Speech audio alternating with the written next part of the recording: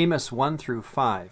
Well, the books of Amos, Isaiah, Micah, and Hosea are all contemporaries, so we can read them almost in any order. Amos is a very simple resume. He's a sheep herder. He's not a professional prophet, and he lives down in Tekoa. Tekoa is about 10 miles south of Jerusalem. And as we say, Amos tells us that he's not a professional. He's called by God out of the pasture, as it were, to minister during the reigns of Uzziah in the south and Jeroboam the second up in the north. These are very long reigns, so Amos probably has a very long, probably decades-long ministry. His message is much like that of Isaiah, warning the people of being unfaithful and the punishment that will come from that, but also with this, and this will come later at the end of Amos, this idea that God will redeem the people and will regather them as a loyal family coming up. This is true of all the prophets. In fact, I like to think of the minor and the major prophets as a time to kind of recollect themselves as a nation and stop and pause and say, what's important to us? Or what does God want us to realize when it comes to issues of importance in the big story? Two things come to mind in our reading today. One would be in chapter 5. Let me read beginning in verse 21. God says, I despise your feast days, and I do not savor your sacred assemblies. Though you offer me burnt offerings and your grain offerings, I will not accept them, nor will I regard your fat and peace offerings. Take away from me the noise of your songs, for I will not hear the melody of your stringed instruments. But let righteousness run down like water and justice like a mighty stream. So this is important, I think, to catch. We saw this in Isaiah chapter 1, though we didn't talk about it last time. This will also come up in Micah and Hosea. And that is the idea that God will not, in the prophets, say that we need to clean up the sacrificial system. He will say repeatedly, you may as well stop doing it. I think this gives a good evidence, again, as to the transitory nature of what sacrifices meant to God.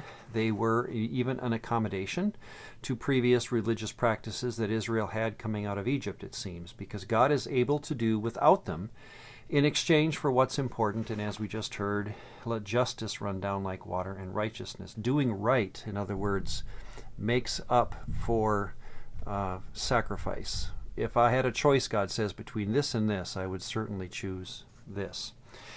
The other thing that comes up in Amos, early on in Amos, chapter 1, in fact, has this rhetorical argument where God says, hey, listen, whether it's Philistia or Ammon or Moab or Edom or Syria, I understand that they're going to be unfaithful to me and that they're going to be punished. But then in chapter 2, verses 4 through 8, he says, but Israel and Judah as well, you will be punished. In fact, here's the verse. You only have I known of all the families of the earth, therefore I will punish you for all your iniquities.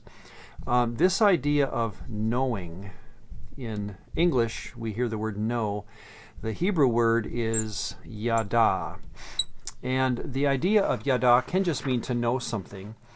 Very common word, but it often has the idea of intimacy. In fact, knowing something so intimately, it's as though you're selecting it from among other options. Often used of marriage, that a man knew his wife and had a child. So that is one idea that we want to see coming out of Amos, and again, even throughout the rest of the prophets, that God will say, yes, I could have chosen or even known other countries, but no, I know you. In fact, Hosea 13:4, later we'll hear this.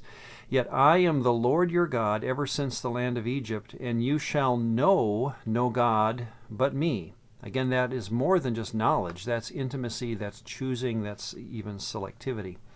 The other idea that's going to be coming out of many of the prophets will be to choose, or being chosen, or election is a term that we'll get to in the New Testament. That's the Hebrew word bakar. I'm not going to write it in, but B-A-C-H-A-R, bakar. Again, it's a very common term.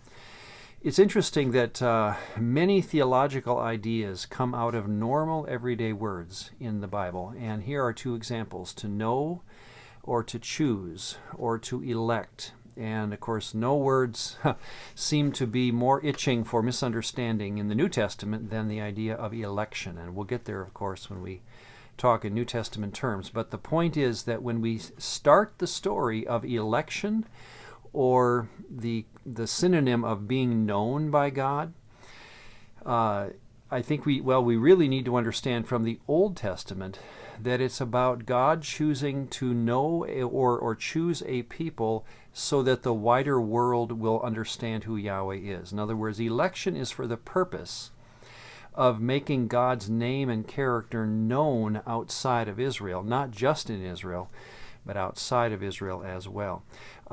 Even today, modern Jews have a running joke about being chosen by God. Why did God choose the Jews? Because the Goyim Anoyim, as they say, Goyim being the nations.